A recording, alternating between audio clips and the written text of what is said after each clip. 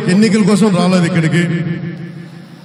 మనస్ఫూర్తిగా పోయినసారి నేను వచ్చినప్పుడు పోరాట యాత్రప్పుడు వచ్చారు. ఇక్కడ మనకి కొత్తపల్లి ఉప్పాడ బీచ్ రోడ్డు మనకి కొట్టుకుపోతా ఉంది.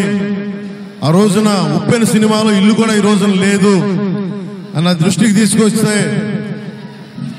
ఈ రోజున మత్స్యకార నాయకులందరూ నాకు తెలియజేశారు. మాకు మా సమస్యలన్నీ నాకు వినతి పత్రం ఇచ్చారు.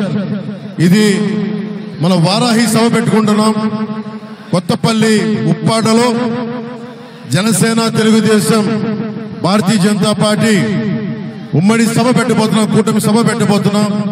ఆ కూటమి సభ రోజున ప్రత్యేకించి మన పిఠాపురంతో పాటు ప్రత్యేకించి మన కొత్తపల్లి ఉప్పాడ మనకి మత్స్యకారులు సైతం మన సమస్యలు, అలాగే మంచినీటి సమస్య, ఉపాధి అవకాశాలు ఇవన్నీ కూడా ప్రత్యేకించి నేను మాట్లాడతాను.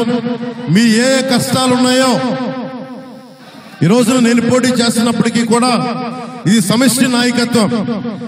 వర్మగారు లేకుండా మనం ముందుకెళ్ళట్లేదు, వర్మగారితోనే కలిసి వెళ్తున్నాం.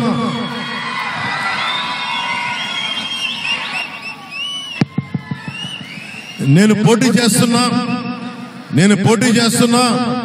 మేమిద్దరం కలిసి పోటీ చేస్తున్నట్టు చంద్రబాబు నాయుడు గారు కూడా చెప్పారు. 175 నియోజకవర్గాల్లో తెలుగుదేశం, 175 నియోజకవర్గాల్లో జనసేన, 175 నియోజకవర్గాల్లో భారతీయ జనతా పార్టీ.